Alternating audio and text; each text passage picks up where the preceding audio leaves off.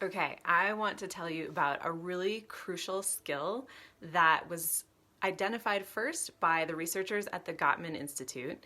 And it's incredibly wise and yet very subtle and very simple. And this is basically an awareness tool, a communication tool that will absolutely make your connection stronger and deeper, including your sex life. So, do you know what relationship bids are? Basically, being aware of bids is going to change the way that you interpret your partner's actions or the way that they reach out to you in certain ways. So, a bid for connection is basically when someone does something that is a subtle request for connecting with you. Bids can be verbal or nonverbal. They can be funny, they can be serious, they can be sexy. Sometimes when someone makes an expression, like they raise their eyebrow or maybe they wink, or it can be asking a question like, how was your day? Or can you pass the salt? Or what would you like to do tonight? Or it can be a physical thing, like a kiss on the cheek, or maybe reaching out to touch your partner's hand while you're sitting and watching TV. It can be giving them a huge hug as soon as they come in the door. It can be a whole bunch of subtle things that people do as a way to reach out and connect with you. And sometimes the connection can be like a sweet and not very demanding connection, like, look at me, pay attention, right? It's something a little more subtle than that, like, I just want to lean against you right now. I want to feel close with you. We don't even have to talk. Or it can be something that's much more demanding, like, asking a question, how was your day? Or want to try something new in bed tonight, something like that. So these things tend to be subtle because people don't want to feel like they have to beg for attention. They don't want to feel like they have to, be grasping for it. They don't want to seem desperate. They want to feel like they can get affection, attention, connection with their partner without having to beg, without having to manipulate, without having to put themselves out there and try really hard. Now, what does putting yourself out there feel like? It feels risky. It feels a little scary because you're making yourself vulnerable, because your partner could react in any way and you don't know. And you're basically saying, hey, I want something from you. I'm basically, it's a way to ask for their attention indirectly. And attention is one of the most important things in a relationship because you could be like ships passing in the night, right? You may spend technically tons of time together, but if you're not connecting, if you're not growing your relationship, if you're not sharing affection or a shared experience like laughing at a comedian or eating a nice meal together, something like that, then you're not truly giving each other attention. You're just passing in the night. You're around each other, but it's not intentional. It's not present. So attention is a very important resource in a relationship because it basically builds those day-to-day moments. Being aware of bids and responding to them in the best way possible it has been called the art of the small moment because these don't have to be big things, like asking your partner on a grand road trip or a vacation or getting them a big bouquet of flowers. Like it doesn't have to be these grand gestures. In fact, most bids are incredibly subtle and healthy couples make hundreds of them per day.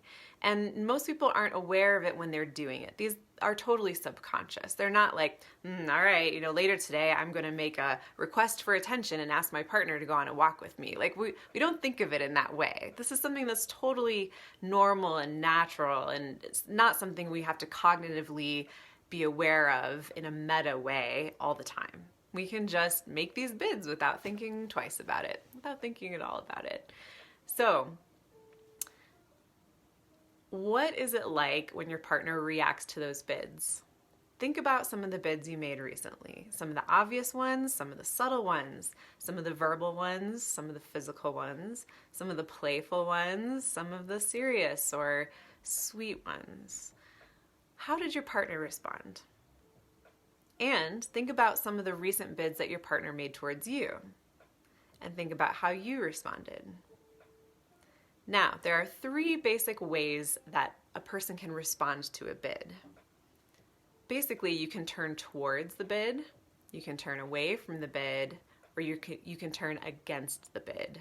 Now, what all these things mean is when you turn toward a bid, this is generally a positive reaction. You essentially acknowledge what your partner did or said and respond, usually in either a neutral or positive way, saying something like, if your partner asks, how was your day? You say, oh, well, I had this stressful meeting, but then, I met up with my friend for lunch and we had such a great time. And I told her about the movie we watched last weekend, something like that. Or turning towards a physical bid, if your partner puts their arm around you and you decide to lean into their arm a little more or stroke their leg or something like that, it's basically like reciprocating, and it doesn't have to be a one-to-one perfectly mirrored reciprocation. This isn't like tit for tat. Nobody's keeping a scoreboard. But you basically show your partner that you saw what they did or you heard what they said, you acknowledge it, and you want to do something back. This doesn't require a lot of energy or attention. It doesn't have to take a long time. If your partner winks at you, you could just wink back, or give them a coy smile, or, if they start dancing near you in the kitchen and you just dance a little bit back. And this is a way to show them hey, I see you. I like that you want my attention, and I like giving you my attention, and I like this reciprocal dynamic. I'm having fun. I'm sharing your feelings for the most part, right? It makes people feel seen. It makes them feel important, and these are absolutely foundational to a healthy relationship. Now, if your partner turns away from your bid, let's say I put my hand on my partner's knee while we were watching TV, and he doesn't respond at all. It's usually like a neutral response. It's very passive, and he did nothing. Or maybe I'll say, hey, do you want to do something interesting this weekend, just the two of us? And he says, oh, this weekend I'm going to this event, or, oh, did you hear about what happened on the news? Like a complete non sequitur, change of topic, didn't really even address what I said, didn't really truly answer what I said. So sometimes it will seem like your partner deliberately ignored what you said or did. The third type of response is turning away from the bid. So if I reached out and touched my partner's leg while we were watching a movie and he moved away, or actively pushed my hand off of him, or a verbal example would be, hey, do you want to try something fun, just the two of us this weekend? And if he turned against me and said something like, why are you always trying to derail my work? You know I'm so busy. Or why are you always interrupting me when I'm doing something? It's really annoying. Is basically attacking back at the request for attention. It's essentially rejecting what you are asking for from them, whether it's physical or emotional attention. So, as you can tell, turning away from or against a bid are kind of negative experiences, right? They're things that signify to your partner, I don't want to connect with you. I'm not interested in what you have to say. I don't want to be touched by you or touch you back. I don't find you interesting. I don't think you're worth my attention. There's a lot of things that this can mean. None of them are really good. And so if you turn away from a bid or turn against a bid, what this does over time is create resentment. It creates disconnection. It does the opposite thing that the bid was originally trying to do. It was trying to increase connection. And so this decreases connection and makes partners feel unseen, unheard, unworthy, unwanted, unloved, unattractive, things like that. And it's very harmful. And over time, these will build up and cause that resentment and cause that distance to build to the point where a partner who's gotten rejected or turned away from a lot will start to get resentful and maybe critical. And that will cause their partner to become defensive in turn. And this causes a lot of strife and friction and arguments in the relationship and further disconnection. It's a downward spiral. And the only way to rescue it is to be aware of the bids that are being made on both sides and intentionally start responding to them in a more positive way, basically turning towards as many bids as you can. Now, the Gottman Institute found through their research that couples who were very healthy and happy and had great relationships, great sex lives, turned towards each other's bids about 86% of the time. And the couples who were miserable and very disconnected and having a terrible time together turned toward each other's bids only about 33% of the time. So you can see there's a huge disparity, and it's causative. It really deeply affects how you feel about your partner, how you feel about the connection between the two of you. And the good news is you are empowered to take action about it. You can do something about it. As soon as you learn about bids and understand them, you can start infusing more intention and awareness and consciousness into the ways that you make bids and the way that you respond to bids from your partner in turn. So this is all about vulnerability, right? Vulnerability is a building block to relationships. And if it's imbalanced in a relationship, like one person puts themselves out there more often and is willing to be vulnerable, and if the other is like closed off and not receptive to that and doesn't return vulnerability in kind, you're going to have this imbalance. One partner might feel always grasping and unsatisfied and wanting more from their partner, whether it's more physical touch, more emotional expression, more connection over shared interests or experiences. It can be something as simple as, oh, look at that beautiful bird that just landed outside the window. And if your partner is like, oh, cool, that is a neat bird, that's as simple as it has to be. That's turning towards the bid. Turning away from the bid would be just continuing to read the newspaper, going like, Or turning against the bid would then be like, oh my God, I'm in the middle of reading something that is so not important to bring to my attention. Like criticizing the person for bringing it up. So it's important to read your partner's signals, right? Whether they just sigh like, and you say, hey, what's wrong? You turned toward their bid when they did that. That was a bid. They very subtly reached out to you and wanted to hear something back from you. If anything, just a little bit of emotional presence, a little bit of emotional recognition, saying, I noticed that you're maybe tired, frustrated, exhausted, exasperated, or melancholy, something like that. And I care about that feeling, so I'm going to respond to it in a way that lets you know that I care. Right? It's not offering a full therapy session. It's not saying, oh, tell me everything I need to know, like giving like a fire hose of attention. It doesn't have to be that much. It's just in that response, in that little tiny moment, what you did differently makes a huge difference.